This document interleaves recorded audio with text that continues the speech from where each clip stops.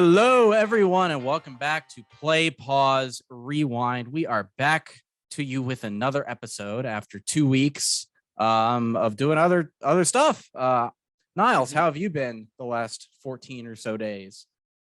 Fantastic. It's a very special recording today. I'm turning the ripe old age of 27 today, so Oh thank my you. God. Yes, I feel so old today. So Yeah, I was happy hoping for applause. birthday to Niles. Yeah, I'm the only one here, so Thank I you. guess that's on me.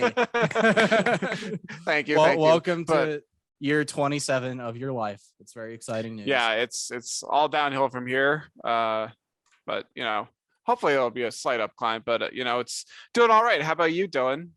I am doing great. I have been 27 for a while, so nothing new there. But I was on vacation this last week. I was up in the mountains in Estes Park with my family, and that was really nice. Did some hiking, whitewater rafting. We did class 4 rapids for the first time, which was really cool. That's really cool. Nice. Yeah, we did that. We did fly fishing, caught some fish. Overall good time. And yesterday I just caught up on a bunch of TV that I missed from last week because I was up in the mountains. So it's been a pretty solid week. But on the sad news, my AC is not working very well right now. Oh no. I'm so sorry for your loss. The breaker in our building has been flipping off on its own. So the building just has the AC set to the lowest possible setting. So it's basically not working. That's what you want. Yeah, it's supposed to be fixed. It's supposed to be fixed tomorrow, but it's whew. It's hot. But actual sad news, actually, James Caan died in between our last episode. He's been in tons of things. He's the dad in Elf, which is probably what our age group would know him best as. Oh. But yeah, sad news. He was a great actor. But enough about all of that and our personal stuff. That's not why anybody's here. Yeah. We're talking about Thor: Love and Thunder this week. The newest entry in the MCU. It is directed once again by Taika Waititi and written by Waititi and Jennifer Caton Robinson.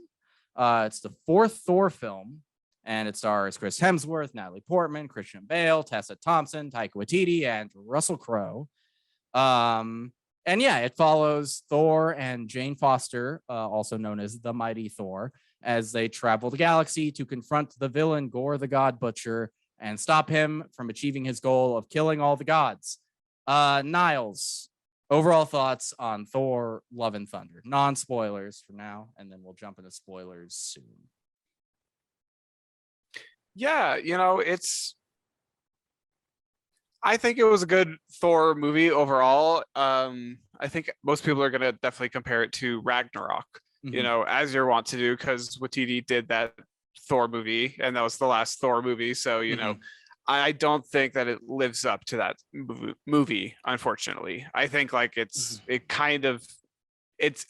delivers on a lot, but I think it falls short of the greatness that we want it really to be. You know what I mean? Yeah, I agree. It's not as good as Ragnarok for sure. I like this movie. I am not sure. I haven't decided if I think it's good though. Those are not the same thing. But I think it is. Unlike Ragnarok, Waititi wrote this one. He did not write Ragnarok. He just directed it. And I think his writing combined with the amount of improv they did, I think holds this movie back, because I don't think it's very funny most of the time, even though it's trying to be. And I think the more earnest, sincere, emotional parts are the best parts. And there's some what we call bathos, and Marvel is kind of famous for having this. And if you don't know what it means, it's basically you have a big dramatic moment and then you kind of undercut it with a joke. And that can work sometimes, but Marvel has a tendency to overuse it. And I think this movie does so more than most of their stuff. But a good example of bathos in a past Marvel movie is in the first Doctor Strange. It's his big, he's getting ready for the finale. He goes in, he looks in the mirror, he's all serious. He tightens his cape, He's ready to go, and then the cape just Right. like, starts messing with his face, and it just like it takes the dramatic buildup and it kicks it down. I think that's a big problem in this movie. But and a lot of people are going to be like, oh, you're just coping. You're just saying it's good because you love Marvel. No, I like the movie enough. I think it has a lot of problems, but I still had fun watching it, as did my family. So I like, fuck you. It's mid-tier for me. Yeah. Mid-tier Marvel. That's how I feel, at least. I agree. Yeah, I think there's a lot of areas that need improvement. You know, there's still a lot of greatness throughout it, and I enjoyed it too. Like, you know, I think Gore, the God Butcher, like, is by far the best part of this movie, and Yes. it's anytime he's on screen, I'm just like so just drawn in by the performance. It's just really cool, and honestly, I feel like he should have been in the movie more. You know, like there's other parts, like we'll get into it more in the spoilers, but you know, this I think was they even though it is like 2 hours, it is a long movie. I feel like, you know, they could have taken some time with some certain areas. Yeah, it's one of the shortest. It's one of the Mhm. shortest MCU movies. So it like, is. yeah, and like you're saying, they have time to expand it. Like everybody seems to be obsessed with short run times now, but it's like 2 hours, 10 minutes, 2 hours, 15. Like that's not that crazy. And I think you could have expanded on the good stuff without even making the runtime longer by just, I don't know, cutting back on certain other things. A lot of people are defending this movie saying like it's a comedy, just turn your brain off. I'm like, one, you shouldn't have to turn your brain off for a good comedy. Good comedy is smart, and two, this isn't a comedy, really at all. I think they described it as like a romantic comedy or something like that, you know, because it's got this romantic relationship at the middle of it. Yeah, but it's it no is more like comedic than any of the other Marvel movies. Like Ant-Man is more of a comedy than this.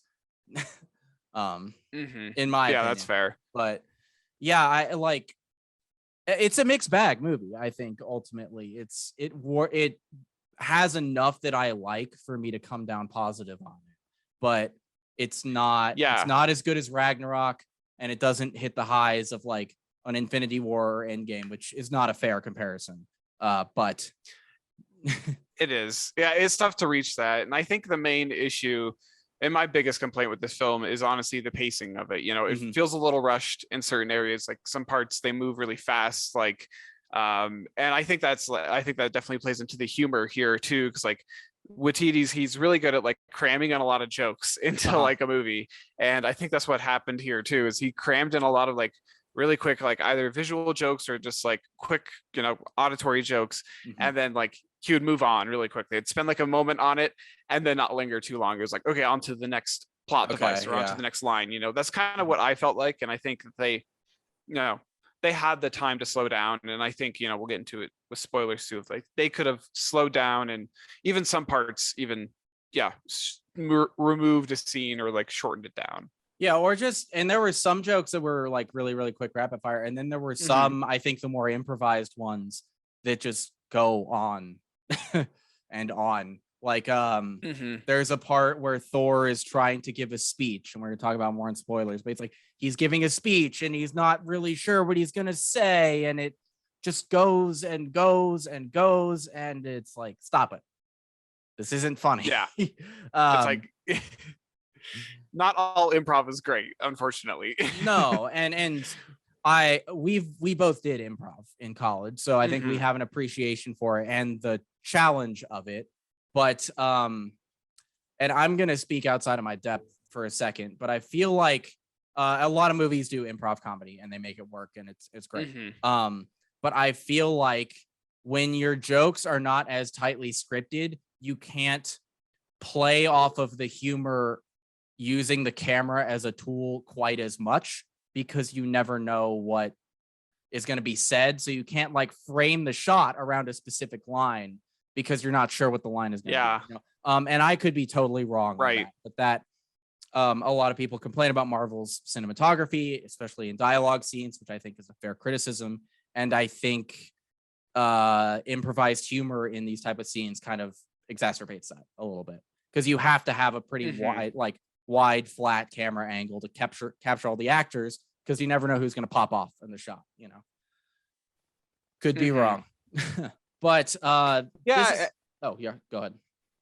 Oh no, I was just we'll get to it more in spoilers, but I think it is like a decision, or it was kind of an interesting choice of them to decide on Waititi to direct 2 Thor films in a row. Yeah, and I think if they not saying that he did a bad job at all, because I think it's a good film and it's fun, and there were good performances throughout, and he gets good performances out of his actors, but it is like, well, maybe they could have gone with a different director, and maybe that could have impacted the comedy. Or a different writer too. Different writer. But I think that he still did a good job with it. It's just like maybe that could have impacted a little bit of the humor that we're getting.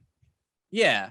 This is also the first MCU movie to make use of the volume, and we talked about in the last episode of the show, where I was a little concerned about this movie because of how it doesn't seem like the volume outside of season 1 of Mandalorian is being used very effectively, and it's making things look cheap because it's a tool to use in specific use cases and not all the time.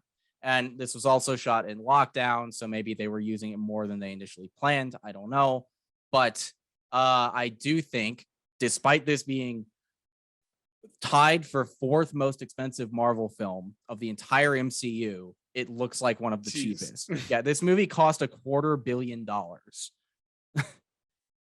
Yikes! Wow. And like, I mean, just based on your reaction, like, it does not look like it cost $250 million, does it? And we're about to get into why.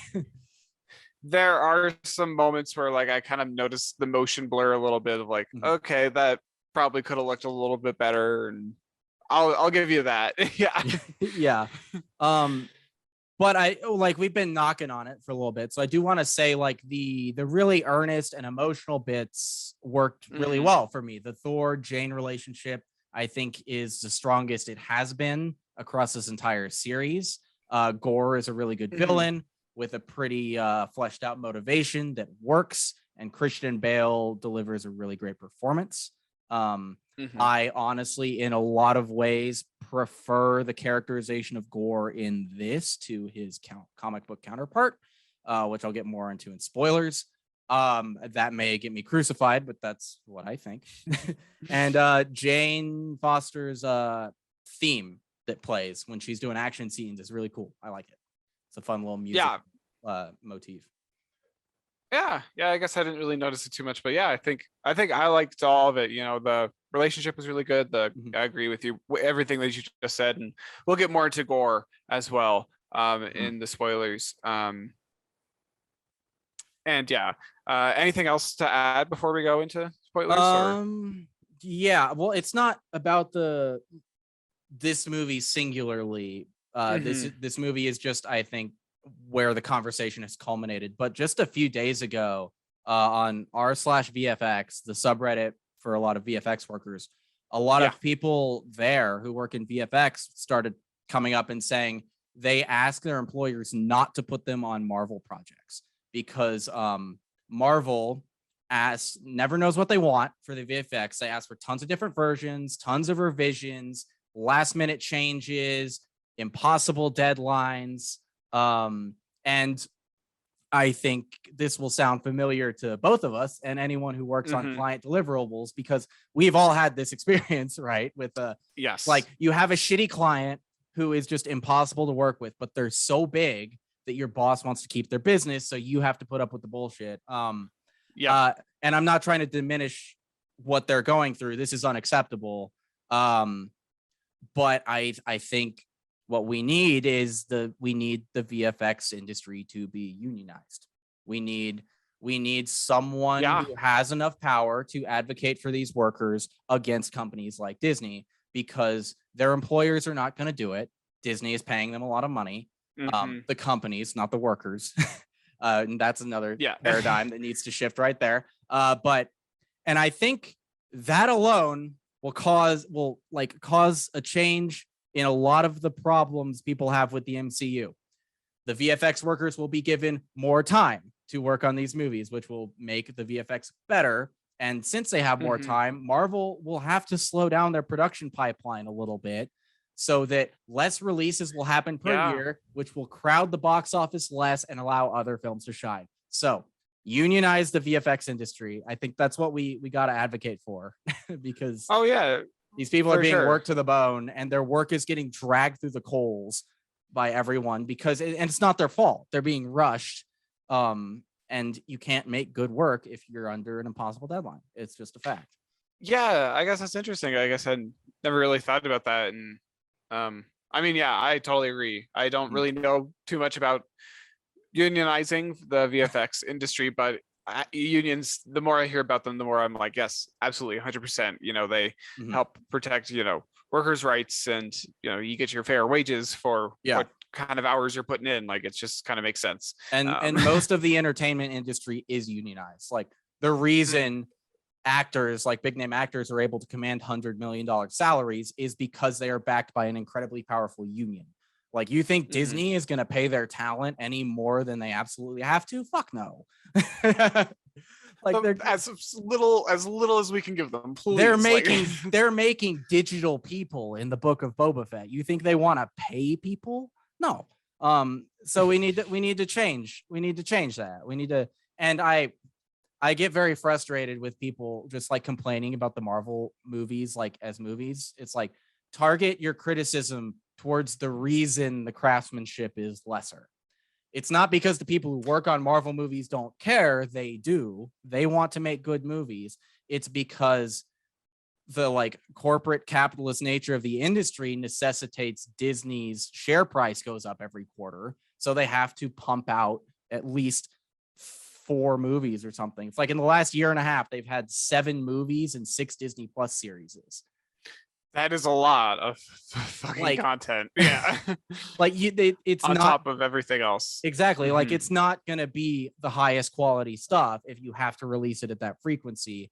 And the reality of shareholder capitalism is that you have to make the line go up. So that's I wanted to touch on that. I feel like it's important to touch on that part of the industry as well. Absolutely. But and even though we both like this movie for the most part, I think like you can tell the VFX were not fully put together. Like, one example is Jane Foster's helmet looks amazing in some scenes, looks like complete dog shit in others, and it's very distracting. Yes, that is true. Yeah, I think like they're walking down a bridge in the city, and it kind of like, oh, that doesn't look very well. No, like, it looks very like 2D, like a image just like put on her face. Like, but there are parts of this movie that do look really well. Like, I think a lot of the shadow creatures look kind of cool. Yeah. You can't see them too well, but that's because they're shadow creatures, and that's okay. So yeah, I think there is some looks cool really visual well, stuff in there too. Yeah, there's some great visuals, but yeah, a lot of it could have looked a lot better, I would say too. Yeah. Do you want to do spoilers? Let's get into it. Cool. Let's get into it. Cast was great all around. I don't think anyone really dropped the ball here. I really liked Christian Bale. He's a standout. But Hemsworth and Portman both are great co-leads, I would say.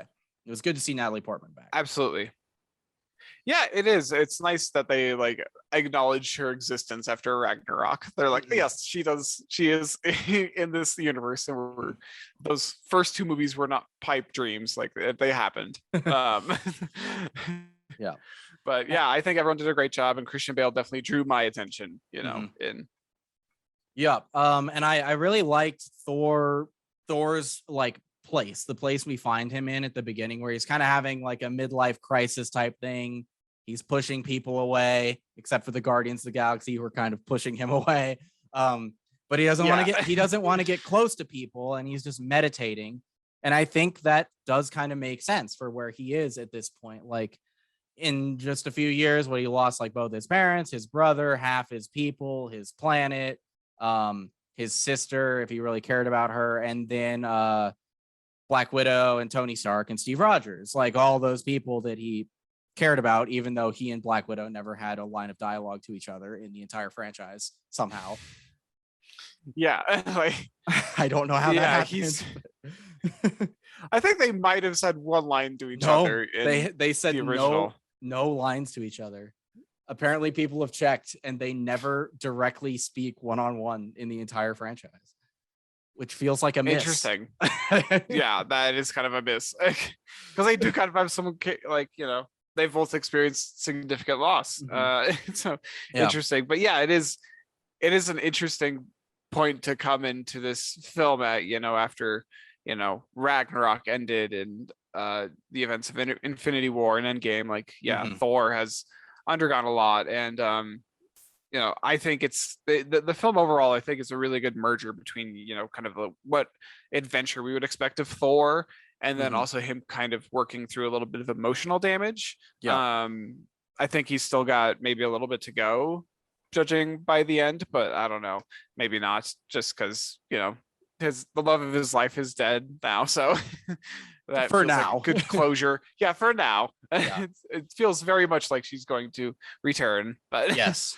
Yeah, I think it was the right move leaving her dead for the moment, just so there's some like element of permanence to it. But I would be honestly a little bit disappointed if we don't get to see more of her Thor going forward, because I think she's good.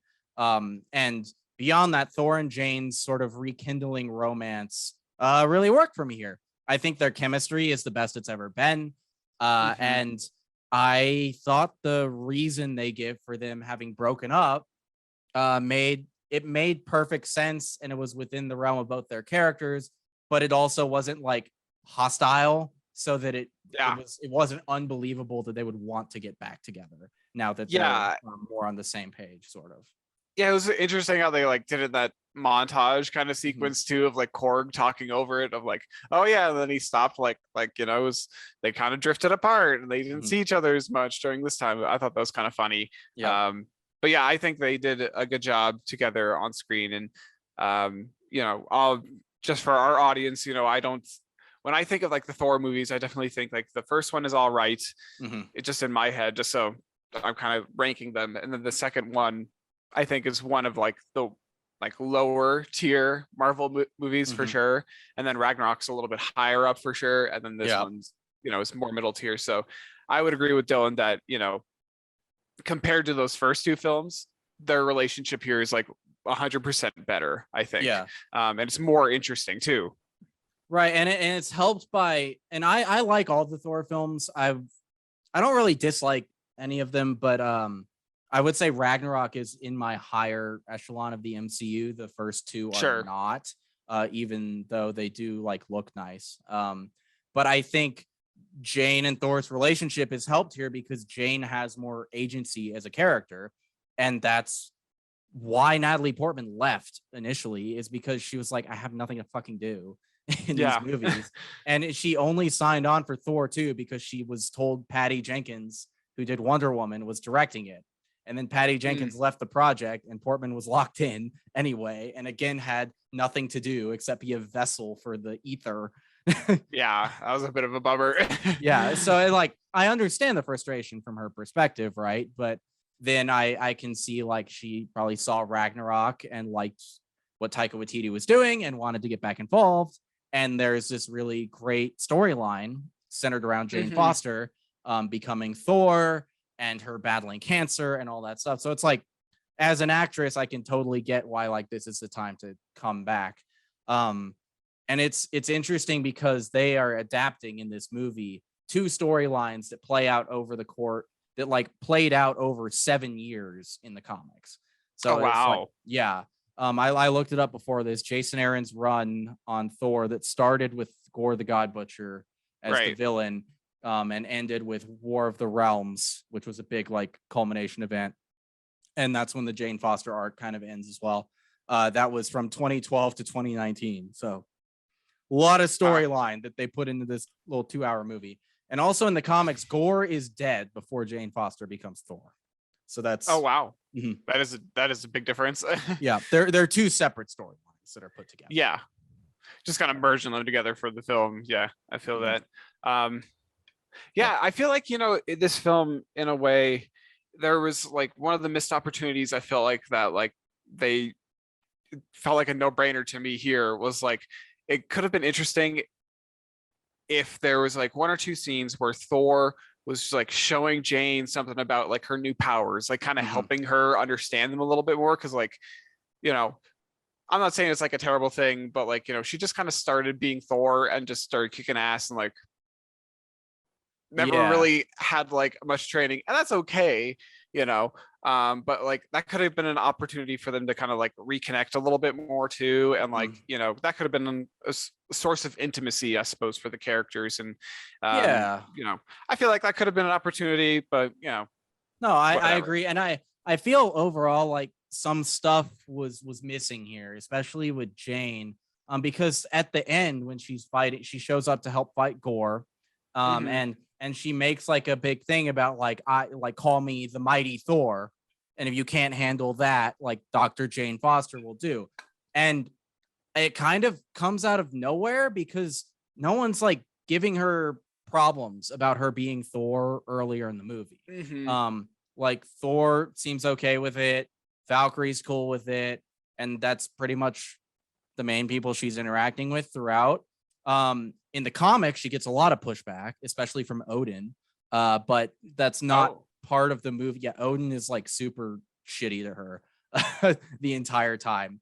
Um, awesome, of but it course. it like it felt to me like there needed to be a couple of scenes early on where she's maybe on Earth doing Thor stuff and people are like not accepting her as Hmm. the new Thor or something like that. What it felt like to me without that there is that it was a stab at the like sexist little freaks who would freak out in the real world that this is happening Oh. like they did with the when it happened in the comic, which I am totally cool shitting on those people. It's great. I love it. Hmm. But we weave it into the story a little bit better. Like have them represented by a character who gets shown up. Um, Yeah. because in the final battle, when she says, like, I am the mighty Thor, I'm like, well, you haven't called yourself that the entire movie. Where is this coming from? And no one Right. minds. Like Valkyrie's been calling you a Thor like the whole time. So who's pushing back here? Like, I don't think Gore Yeah, like cares. things move very rapidly in this film, and it's like 1 minute she's not Thor, and then all of a sudden the hammer just comes back together, and that's fine. But yeah, I think there should have been more Yeah. there with her development. She deserved a little bit more screen time, and yeah, I think the her culminating at the end of like her being I'm mighty Thor, it was Mhm. it was kind of a little on the nose. Yeah. Yeah, it just comes out of nowhere. I am glad though that they didn't make Thor unworthy in this Hmm. one. That's what they did in the comic and it works fine in the comic. And the reason he becomes unworthy is it was frustrating reading the Thor comic books because it happens in a book that is not a Thor comic. So I was just reading it and he Oh. was unworthy and it's like that's how comics are. And like major character development just happens in like adjacent books. But after Gore is dead, Awesome. like Gore's ethos was like all gods must die. And Thor becomes unworthy when Nick Fury whispers in his ear that Gore was right. And then that causes like a crisis of conscience for Thor and he can't lift the hammer anymore. Mm. And then Jane picks it up. But I have said and felt for a long time that making movie Thor unworthy at this point after everything he's been through, specifically his journey in Endgame, where he's still worthy even at his lowest point, which I think is like actually kind of important. That Hmm. even when you're like at your most depressed and defeated and fat, like you are still just as worthy as you were before. I think making him unworthy would have undercut that and been really kind of shitty. So I'm glad they didn't do that. They didn't need to. I'm glad they Hmm. went with this way. And I liked the way Mjolnir came to her. I thought that was nice. I did like that too, and I think I agree. I think the character choices that they made with Thor were correct, and I think Chris he did a great job with Thor in this movie too. Like Mhm. I don't need too much more character development out of Thor, honestly, after Endgame and Uh-huh. the previous three movies with Thor and all the Avengers films. Like he's had plenty of screen time, and I feel like he's gotten decent development. So I am okay if he you know I was assuming going into this movie that by the end it was going to be more of a passing the torch off to Natalie Uh-huh. Portman, and she was going to just pick it up for the next like three or like, whatever movies, however Yeah. many movies she wanted to do it. And Chris Hemsworth could still be there, but he's not the mighty Thor. Mhm. And that was kind of my impression going into the film. And it is interesting to me at the end that it's not exactly that way. Yeah. Would you like to see Jane Foster step front and center as Thor going forward? Because I kind of would. I love Hemsworth, but I think I agree with you that he's almost like I think I said on the show before that Ragnarok was a perfect ending to his character journey, and Mhm. then the necessities of the broader universe kind of destroyed the culmination of his character arc. And now Valkyrie is king of Asgard, so he can't be king of Asgard. But maybe he could settle down with his kid in Yeah, Asgard and exactly. be like a council member or something, and be more of an adult, I guess. Like he can grow up Mhm. a little bit. I think that's a good place to leave him.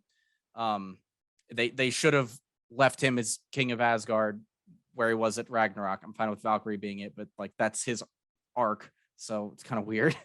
But he Yeah, I doesn't get know. to have that. Like that's the natural progression. But For like, here's your narrative. Oh no, not today. Well, him. Mhm. we're just kidding. We'll Yeah, come back to that maybe in 20 years when we're done using you as a character. yeah, I don't know, but I would be fine with Dr. Jane Foster being Thor moving forward, and like mhm. the direction that the universe is going with the MCU with Phase 4, and they're introducing all these new heroes with Moon Knight and Miss Marvel, and we already have all these existing characters, and I think I'm okay with change in this universe. And if they Yeah, want to change it, by all means. yeah. And it's like it seems like Hawkeye has passed the torch, and he Mhm. is the only. Well, I guess Hulk is still around, but like for the most part, the original lineup has kind of hung up the capes. So it's Mhm. like it's okay for Hemsworth Thor to do the same. I think he should still exist in the universe, but maybe he shouldn't be the protagonist of the movies for a little while, at least. I agree. It would be okay if he was like in the background, like if he was part of like the Guardians, like if they wanted to like include Uh-huh. him in those adventures moving forward, totally fine with that. Or whatever, if he wants to show up and like fight in the big battle, that's totally cool. But I don't think he should be a protagonist as Yeah. much. But speaking of Jane Foster, I think Mhm. Natalie Portman did great as her. I really liked her as Mighty Thor. I like her Mhm. costume as well. I said I liked her musical theme. Um, but and I think the cancer storyline was done decently well. It's a little bit rushed, like everything in this movie is, but Mhm. uh, I liked it. I like how she's being mostly proactive and like trying to solve it and check out different ways to solve it. That felt very consistent with her character and how she would Mhm. behave in that situation. We get cameos from Dr. Selvig and Darcy. um, Yeah, that there was really fun. wasn't much room for them in the movie, but they showed up because they would for her situation. But Mhm. what did you think of her in this overall? I liked her. I like Natalie Portman in just about anything she does, and Mhm. this movie definitely gave her more agency than she's had before in Yeah. Thor movies. And I'm glad to see her taking up the hammer and doing this shit. Like it was fun to just see her just clobbering people. That's always just fun Yeah. with the hammer. So I think and like the effects that she had with the hammer were kind of cool too. How it broke up into little It breaks pieces, and apart. Yeah. yeah, it was like cool, excellent, more of that. Yeah. Yeah. I like how they leaned into the idea that the hammer is shattered, so it would behave differently. Like you could it was like what the Rise of Skywalker didn't do with Luke's lightsaber, right? Like Mhm. Ray just shows up and it works the same because she put it back together. It's like they very easily could have just had Mjolnir totally reassemble and be fine. But no, they Mhm. leaned in. It's like we did this thing to it in the last movie, so now it behaves differently. So that was Yeah. a little nice thing. I liked it. I like that too, yeah. And I think if I did have one complaint, it was just like I think how the character was drafted a little bit, and how the dialogue was written about her Okay. character too. Like just a little bit felt awkward, and I think it is like the pacing of the movie, as we've kind of Mhm. said, it's a little bit rushed. I think if her character had like a little bit of time to breathe a little bit more and stretch her legs and do like a training scene with Thor or something like that, that could have like given me a little what I wanted out of her, like a Uh-huh. little bit more development. But I think overall good character. Yeah. I think. Do you think we should have seen her getting the cancer diagnosis? Oh, I don't know if we needed that. Okay. Yeah. I But don't know either. I'm just thinking. I think it's fine, like how they did the cancer. Like I think the cancer storyline is perfect, and Mhm. how it's introduced is good, and like how it relates to the powers of Thor too, where it's like, oh, you thought this was going to be your saving grace, but it's Mhm. not. It's really kind of killing you. I wish maybe they could have expanded a little bit more on like why is that happening, and like maybe Yeah, given some. they do in the comic, and the reason Mm, is because chemotherapy is poison. It's poison running through your mhm. body, and when she becomes Thor, it like cleans her body of all toxin. So like it's not. Oh. So it's just trying to help and do its thing, but that is it's what's killing her. And in the comic, she knows that pretty much the whole time, but she just doesn't want to give it up. Um, and I Mm, did. There was and like we talk about, the humor kind of takes so much center stage here. It diminishes some of the earnestness that I think is the best part. But in the comic book, like there's a similar point where Thor realizes that Jane being Thor and using Mjolnir is like killing her, and he just like it's kind mhm. of silly in concept, but in the context of the story, it works. He's just like yelling at Mjolnir and telling it to like stay away. Like Yeah. you're killing her, stop killing her. And he's so upset by it. And I think that really works. I would have liked to see something like that in this as Hmm. well. I think there would be room for that. And but I do Well, like how it culminates with, and you know exactly what's going to happen. She stays behind. She's like, okay, I'm going to get better. And then she it's like, just, yeah, okay, yeah. yeah, sure, you're gonna stay behind. But it works, you know. It like It does. It she can does. feel that Thor needs her help, and she sacrifices herself to help him. You know, it was Hmm. good. Good stuff. But Oh yeah. yeah, And then she gets to go to Valhalla, and we get a little Heimdall cameo, which was nice. that was nice. It was like, oh yay, he's on screen again. I love him as this character. Yeah, He's Heimdall just is all great, the. especially in Ragnarok. Ragnarok Hmm. Heimdall was so cool. He's kind of boring in the first two movies, but he's kind of like a cool, like badass rebel in Ragnarok, which is fun. Yeah, he's very interesting for sure. Um, But yeah, and she does manage to survive in the comic books. I forget exactly how, but I think eventually like they do convince her to just like chill the fuck out and take her chemo, and she starts beating the cancer on her hmm. own. And in the comic book, there's a whole arc about Thor is just like, come back with me to Asgard and we can fix you. Like we can fix this right away. We have the ability to do that. And Yeah, she doesn't want to do it. She wants to fight cancer as a human. Um, so that's an yeah. interesting like thing going on with her character. She wants to fight the cancer as a human, but she doesn't want to give up being Thor, which is accelerating her cancer. And Hmm. it's a good read. It's a good like contradiction she's going through, that she Yeah, I'm. knows she's killing herself. Yeah, because I was thinking that during the movie, it was interesting that they didn't like make that more of like a focal point of like trying of Thor being like, we need to like cure you like of Mm. this disease. Like, I don't care how late in the stage we are. Like, I was kind of expecting that like maybe for like at least 20 minutes they would have gone off on like a side adventure to like try and find some way to cure her. Mhm. And that was just she just had no interest in like curing it even after she shared it with Thor. She was just kind of like, I'm just I mean, she did have an interest, but like as time went on, she was just like, I'm just interested in being Thor. So yeah, I think Yeah. that could have been interesting too if they leaned more into that storyline and tried to Mhm. piece something like that in. But there's already a lot in this movie, so Right. There's a lot and not enough time for everything, for sure. exactly, I yeah. did like the scene where they're like about to kiss, and then she just blurts out she has cancer. Like they're both Hmm. trying to figure out their feelings, and she kind of deflects and drops this bomb on him. I like him trying to like express his feelings and like, I want to feel shitty about you or something, and Yeah, that was funny. she's like, what?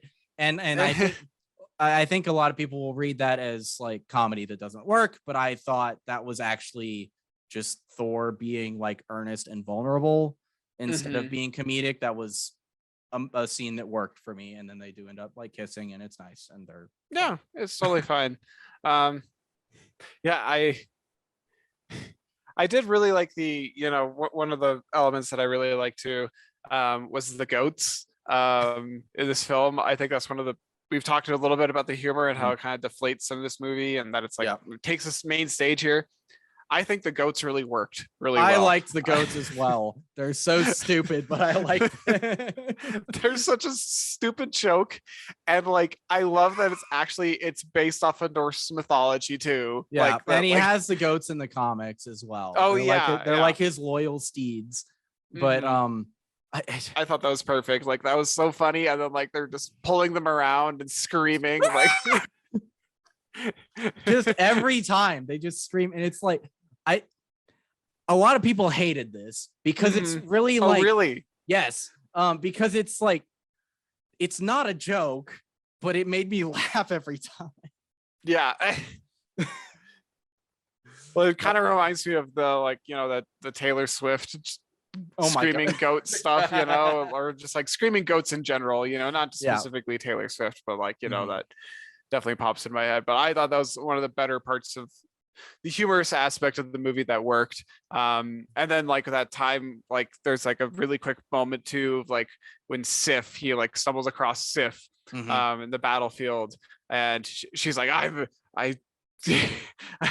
I'm the warrior, and I'm going to Valhalla now. And it's like, but you Uh-huh. survived the battle, so you can't. Like, Yeah, you like you and she's didn't like, die in battle. And what did he say? Like maybe your arm will go to Valhalla or something. Like she's like, fuck, yeah. damn it, I gotta go on living. Fuck. See, that was a bit of humor that works. I liked Mhm. that little back and forth. I thought that was fun. That big god that he and Korg find, that's a panel straight from the comic as well. Oh, neat. Yeah, the Nice. one of him standing on the cliff looking at it, and he's like, it's one of the friendliest gods you'd ever meet. On that note, Marvel, pay your comic artists when you use their imagery in your movies.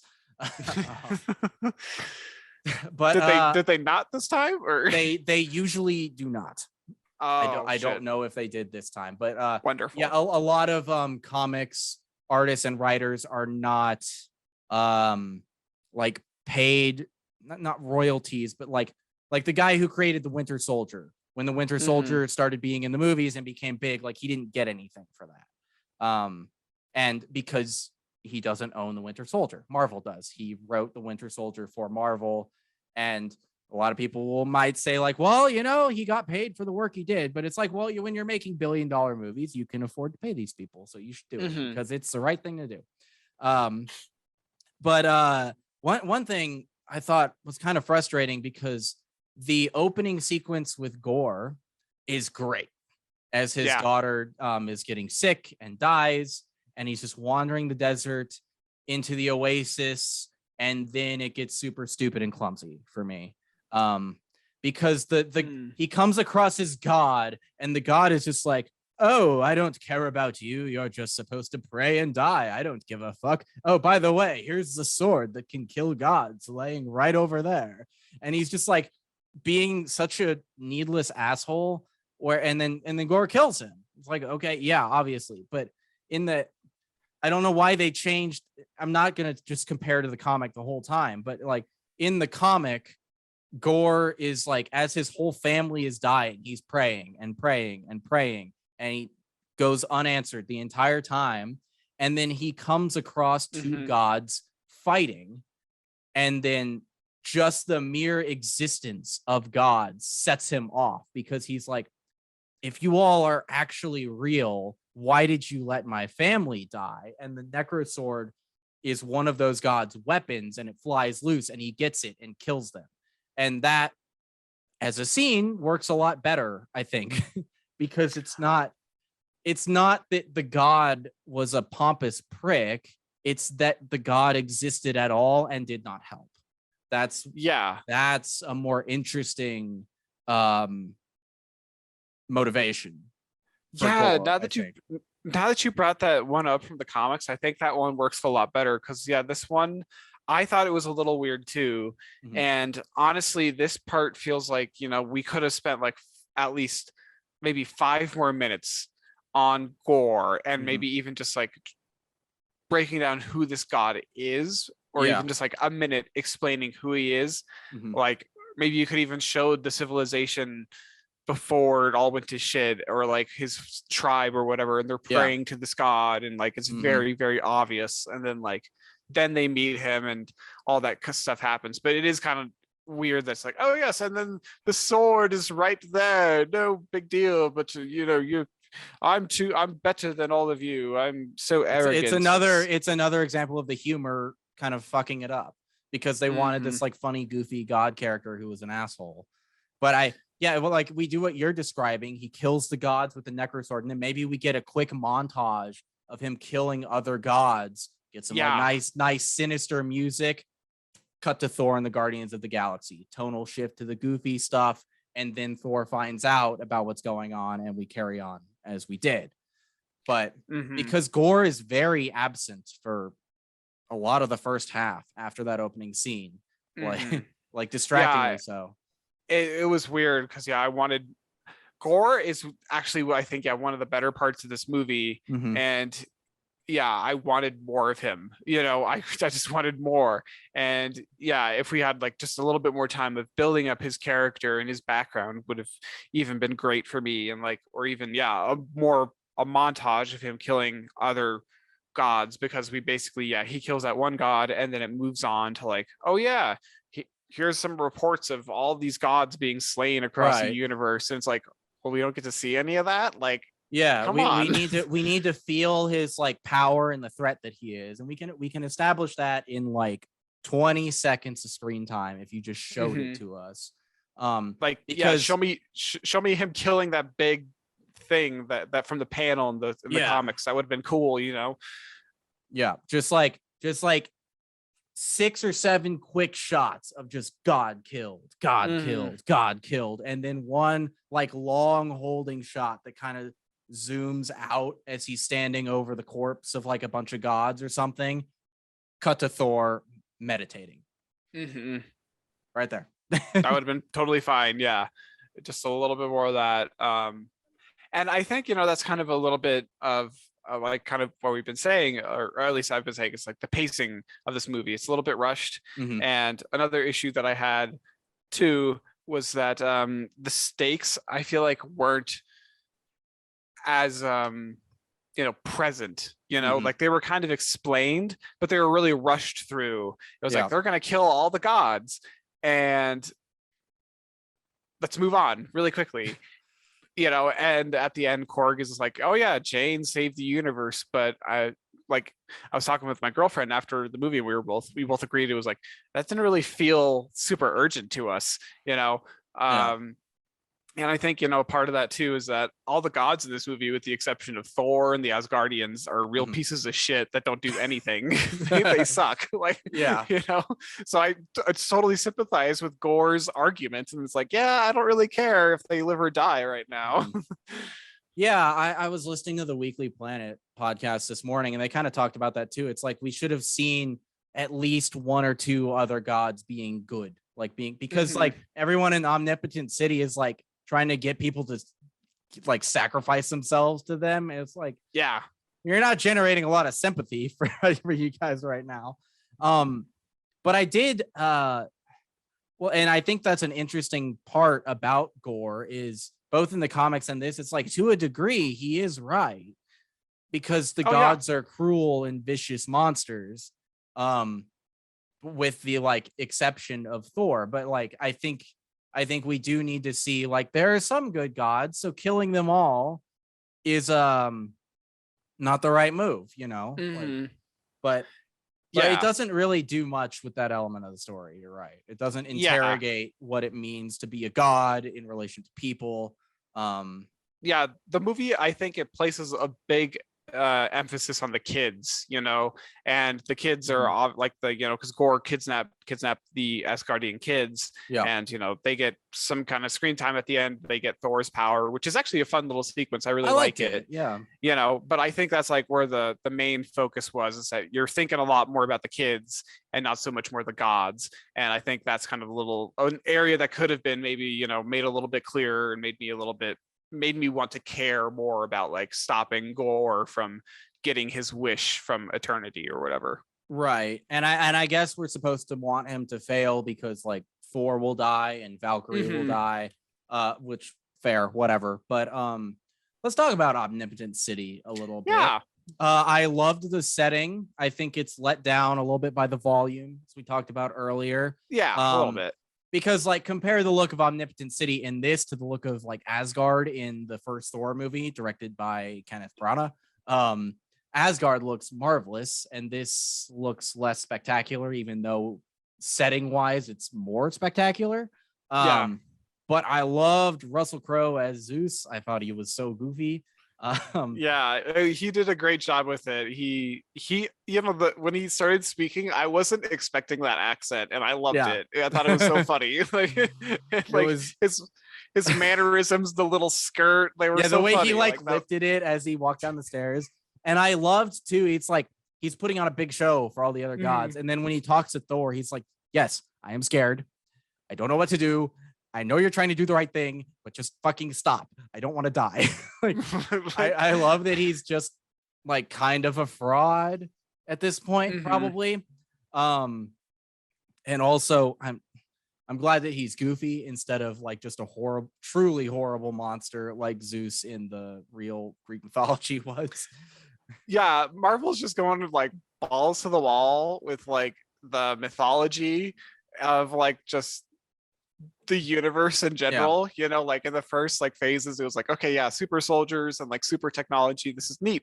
Now it's like, oh yeah, gods exist and all these different sects, you know, Moon Knight, we have these gods, and like, you know, it's just interesting how they're just exploring this, not like really being like, yeah, we can't touch that area. It's like, no, we can talk about all these different gods, like, right. You know. And when our Asgardians were first introduced, like they were kind of coy about if they're gods or just super advanced beings. They're not gonna say, and it's like now they're like, now we got the Egyptian gods, we got the Greek gods, we got the Norse gods, whatever the fuck, like we got everything. They can be whatever they want. Yeah, it doesn't matter. Like we've crossed the threshold into full-on goofiness where anything goes. Just embrace it. There's multiple universes, there's time lords, whatever. It's funny, and I thought you know, they could have explored the gods too. That was an element that they touched on really quickly. That was a really quick joke of like the dumpling god. I thought that was really funny. Oh, the bow god. It was so cute. The bow god, that's what it was. Yeah. It was very cute. Korg sees his god too. Apparently the Black Panther god was in there. I didn't see him or her. Oh yeah, I didn't see. I wasn't looking. Yeah, I didn't notice them. But rewatch, you know. Yeah. And I liked that whole sequence too. It's a fun little fight scene. I love them just like chilling while Thor gets stripped down in front of everybody, and both Jane and Valkyrie are like, I'm fine waiting. Yeah, it was funny, and it actually, it played out differently than I was expecting. You know, when the trailer first came out, I definitely was expecting Gore to kill Zeus, you know, and just slay a bunch of gods. I expected that entire city to get wiped out by Gore, but yep. But I understand the direction they go with Gore, why they didn't do that, because there is a line you have to walk if you want to redeem your villain at the end. You can't have them like actually commit a genocide. Yeah, we can't cross that line right now. Yeah, and that whole sequence kind of didn't play out too, like the way that I thought it was going to. You know, Korg. I was glad that he didn't die. You know, that was great. It was a psych out, you know, and just glad he didn't die. He's very funny. He brings some good humor to the Marvel universe. I would agree. I like Korg a lot. I'm glad he didn't die. I do think he was in this a little bit too much. Yeah, I would agree with that. He took too much focus away from the heart of the film. I did like his conversation with Valkyrie.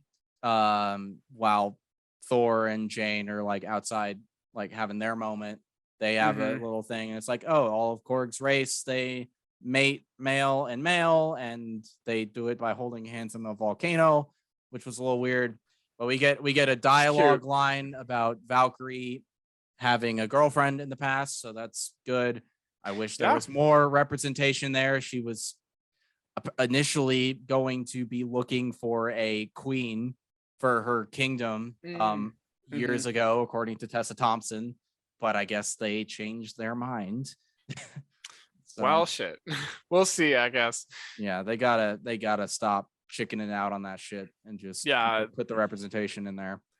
They do, yeah. It's pretty pathetic that they won't just Mhm. commit.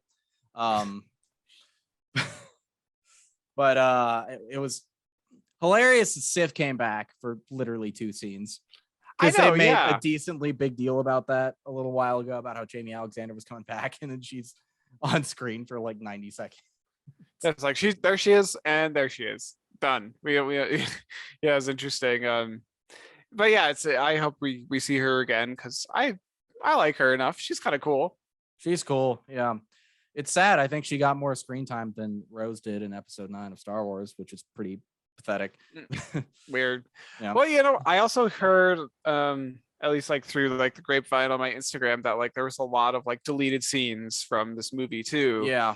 Of like, some other characters in the mix. Like I feel like there was some Peter Dinklage. talk. Peter Dinklage's big dwarf, the Grandmaster, was supposed to be in there.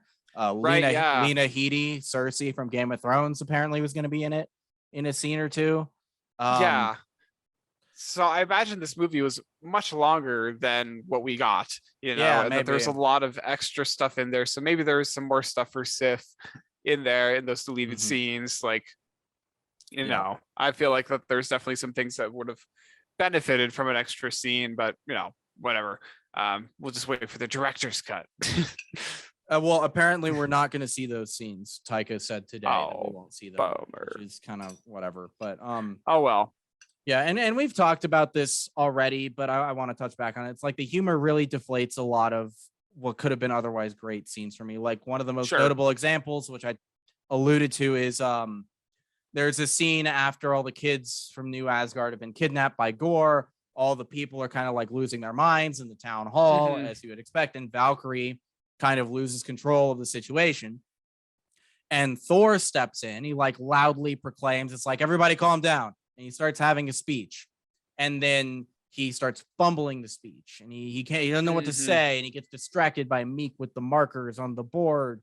And it just goes on and on and on. And that would have been a perfect moment for Thor to sort of assert himself, sort of regain control of the room, and then like reaffirm Valkyrie as well. He could have been like, and her leadership will get us through this. So like you could have a little interplay where for a moment it looks like Thor is trying to reassert control of the kingdom, and then he lifts her up, and he shows that is his newfound strength that he can offer to this community, is he can help like guide them through these like tough moments and affirm the leadership of others, which would be a great spot for him to transition to later on. But they don't do that because they want the joke about him not being able to give a speech. And it just, doesn't add anything for me, and it takes away from what was otherwise a good moment. And I don't like that. So I totally get what you mean. Yeah, I think that speech could have been better, I think too. Let's see what else we got here. We talked about pacing. Do you have anything more you want to say about pacing though? I mean, I guess I'll talk maybe just a little bit or speak more to that. I just like think that, at least especially like in the first half of the movie, the first act, like things happened very quickly. They were summarized really quickly. Like Jane has cancer. This happened to Gore. This is what Thor's been doing. It's like it moves very quickly. And like, I think that there's characters like Jane and Gore that deserved some more screen time to develop and some more stuff on that. Like, just slow down a little bit. This doesn't need to be moving super quickly. Like, maybe there could have been a scene or two of Jane and Thor doing some training. He's like I said kind of earlier, or with Gore, like maybe it could have benefited with him having just like, a little bit of extra, like 5 extra minutes at the start of the movie, really give him some background, or even, just some more presence in the film. Because like you said, there are moments where he just kind of like isn't there. And it does feel just like a little bit rushed, and maybe there are moments that could have been synthesized or cut down. Like, I think I do enjoy the beginning sequence with the Guardians. It's fun, and it's it is classic Thor, how he breaks the holy sacred cathedral thing. Yeah. You know, he just destroys it, and it's kind of fun. Like, and he has this conversation with Quill, and it's kind of neat how their relationship has changed from when they first met too. So I did appreciate that, but yeah, maybe they could have even cut that down just a little bit, and that would have made room for some other stuff too. I don't know. Right. And I agree. I think overall it feels pretty rushed, and I know they're condensing 7 years of comic storyline into this 2-hour movie plot, but it's like they've done that before, and I think they've done it better before. And I think that Guardians sequence, which I really liked it didn't really have much to do with the story of this movie. Maybe you just get rid of it entirely. Like I know it would have been a bit of a broken promise from the end of Endgame, but maybe they have parted ways shortly before or something like that. I don't know, but it just, because that sequence takes up a not insignificant amount of time towards the beginning of the movie. It's a fun battle sequence. It's edited to shit, I think, but it has some fun moments in it, and I like seeing the Guardians, but they're always fun. But that's time we're not spending with Jane. That's time we're not spending with Gore or Valkyrie. So and those are our main characters of this film. So it just kind of feels like, I don't know, maybe don't put that in there. And I don't know. How did you feel about Thor having like relationship issues with the weapons? I don't know. I think it's like they spent too much time on it, because it's not a bad joke, but like it was so present in the film that it's like, we don't need it this often.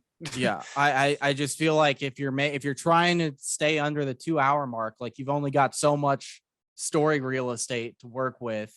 Maybe you don't have a whole opening sequence. It doesn't have much to do with your story. It does for Thor's character, I guess, but it doesn't.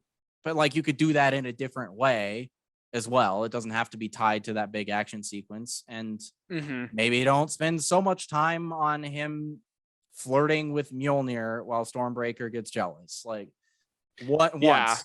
You only needed that once. Like when Stormbreaker floats in from out of frame, that's funny. I don't think a good joke. It's not funny after that.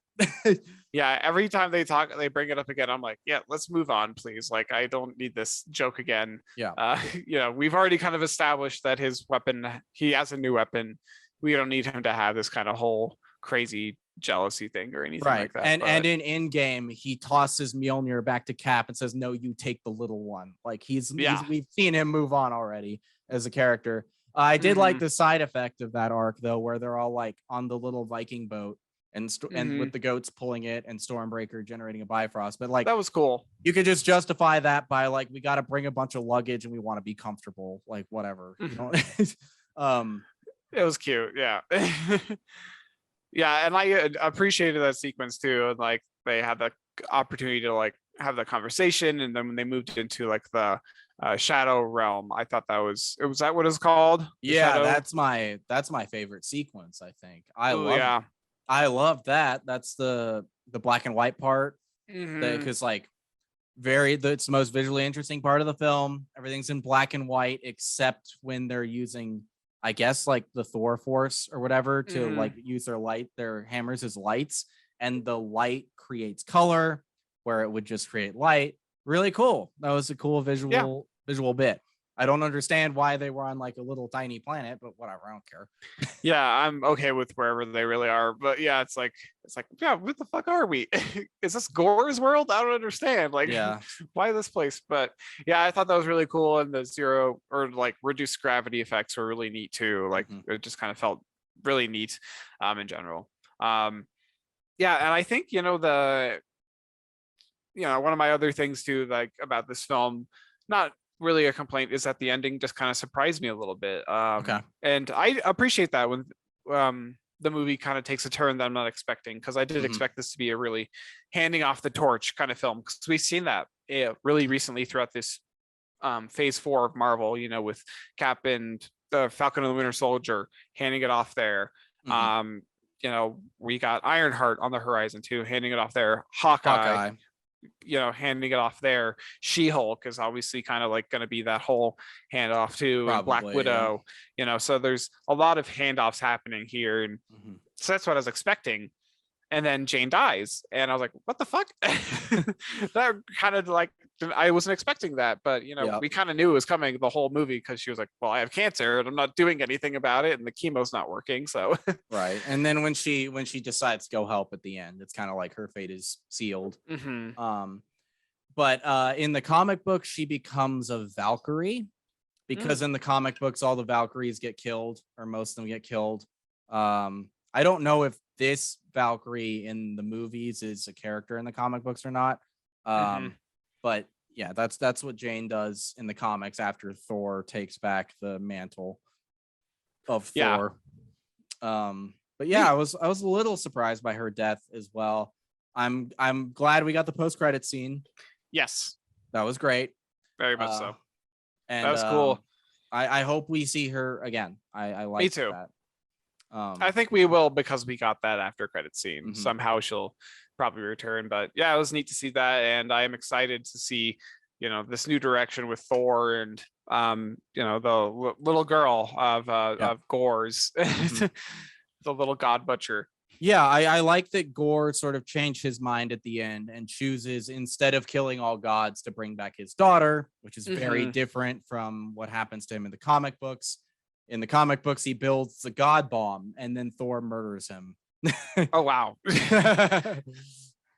um, very but different. Yeah, yeah, but the little girl, Gore's daughter, is Chris Hemsworth's real life daughter. So really, yeah, that's and cool. I like that. yeah, and I hope they stick with the Thor as a dad character thing, because comics and comic book movies by extension have a tendency to like reset to the status quo every now and then. hmm Don't do that. Just he's a dad now. Just you wrote that in, you got to deal with it. Keep it there forever. Oh yeah, and there's so much that I think you can do with that. Mhm. They're literally in space, going like flying around, doing different things. Like they could do stuff with the Guardians and like help with so many different adventures. Like I think Thor as a dad, that little dynamic is going to be really fun Mhm. if they stick with it. So yeah, I agree. Yeah, and if they do the thing like we were talking about where Thor ends up taking a back seat to Jane Foster, Thor, like Mhm. you could even play into an element where like Thor is a stay-at-home dad now. That would be That would be funny. funny. That would That would be be great. it'd be fun. I mean, come on. So to wrap up this segment of the show, just final thoughts on Thor Love and Thunder. I like it. I think it's good. It's a great MCU film. Not quite on par with Ragnarok, Mhm. unfortunately, but I think it's still a fun ride, and it's definitely worth the trip to your local movie theater. Yeah. How about you, Dylan? Final thoughts on Thor 4? Yeah, so I think it's like let down by the overuse of humor. Mhm. Visually, it's not that great. It's definitely hurt by being the film that comes out right after Multiverse of Madness, which is probably the Mhm. most visually interesting Marvel movie. Um, that movie is a little bit more let down by the narrative and characterization elements of it, but uh, ultimately, I do like this. I wish I liked it more. Yeah. And because there is tremendous potential in this movie to have been something great, and I don't think it is great. I think it's good, Mhm. which is a shame because I like Thor, I like Chris Hemsworth, I like Natalie Portman, I like Tessa Thompson, and I like Taika Waititi, and of course I love Christian Bale. Like him Yeah, as a right. villain, and he's a bit underused. When he's on screen, he's great, but he's a bit underused. So like I'm overall mixed to positive on it. Not my favorite Yeah. MCU movie, but it's definitely not the worst, and I don't think it deserves quite as much shit as it's been getting. Mm, Um, so yeah, but I would maybe agree. the silver lining of it getting all this shit is maybe someone will pay attention and they will not do this again. I hope we get some traction Maybe. on the VFX front though, because uh got to do that. Got to fix that problem. Fingers But crossed. let's see. We have another segment of our show right now. I was just writing down that time code for editing. Yeah, we close out every show with just a little recap of media that we've been consuming or doing, Yep. anything that we've been up to. So Dylan, what have you been watching lately, or playing, or reading, or anything like that? Yeah. So, yesterday I had a big TV catch up from the week I was gone. So I Mm-hmm. watched a new episode of Miss Marvel, which I liked. Um, like we were talking about with this movie, though, Miss Marvel feels very rushed to me. Oh, Um, really? yeah, I like it a lot. And the first 3 episodes I loved. And then, like, slight spoiler, but like the third episode ends with like a little teaser, and then the next episode 4, like she's in Pakistan. And I'm like, oh, okay, we're here now, and there's a whole other cast of characters, and we're moving very Mm. quickly.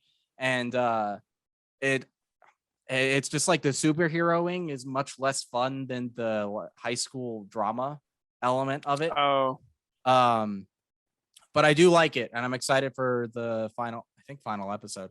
But it feels like it was just at a sprint to get through its sure, story. yeah. And I think it could have used maybe 2 more episodes. But I also finished Star Trek Strange New Worlds. That had a great finale. Nice. And finished The Boys season 3. Oh, The Boys. The Boys is so good. I think is that next episode for us? I think so. I think we were Okay. planning on talking about it. Yeah, I think it was either that or Stranger Things. But I think the Boys is top notch. Some top notch shit. Oh, it's excellent. Yeah. And yeah, I love that show. Would definitely love to talk about that next episode. Yeah, let's do The Boys. For sure.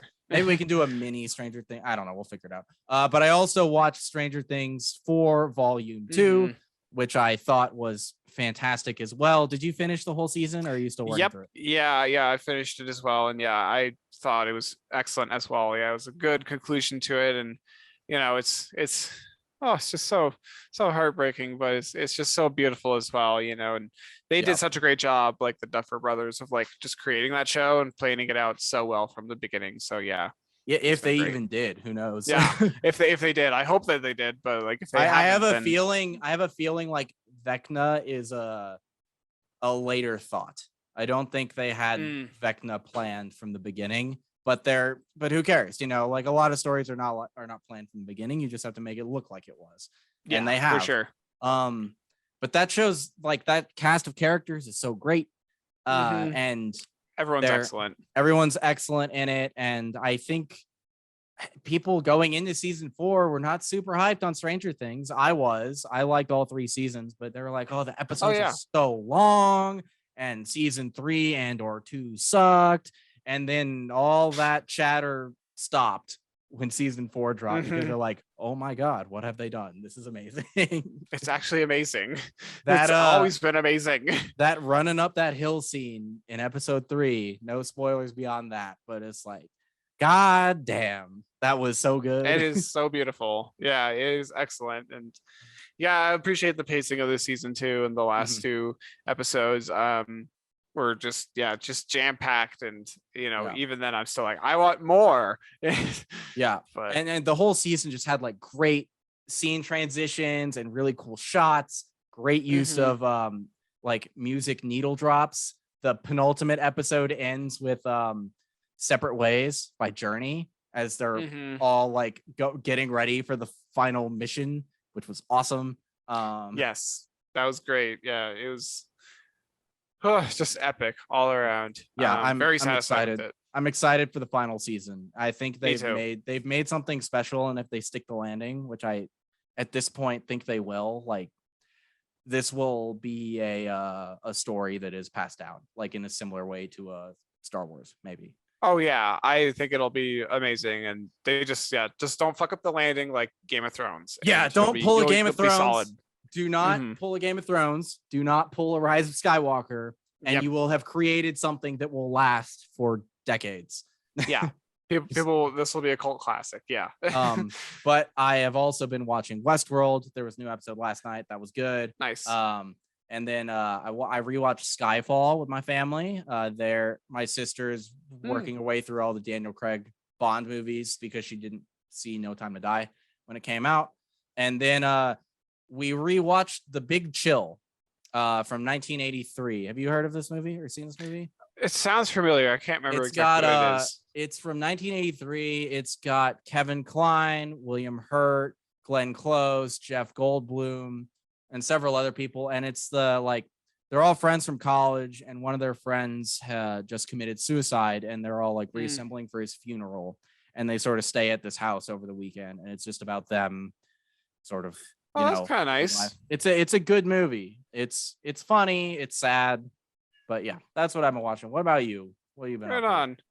Yeah, there's still TV I need to catch up on, like Miss Marvel. I need to watch that series, but yeah, I've been watching Stranger Things and The Boys, wrapping those up.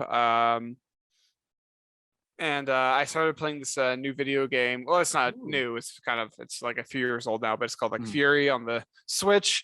It's just I haven't really got dive too much into it yet, but it's just like it's a fun little like kind of quick game where you move really fast and it just kind of like amps up really quickly, and it's been a blast so far. So looking forward to playing more of that as time goes on.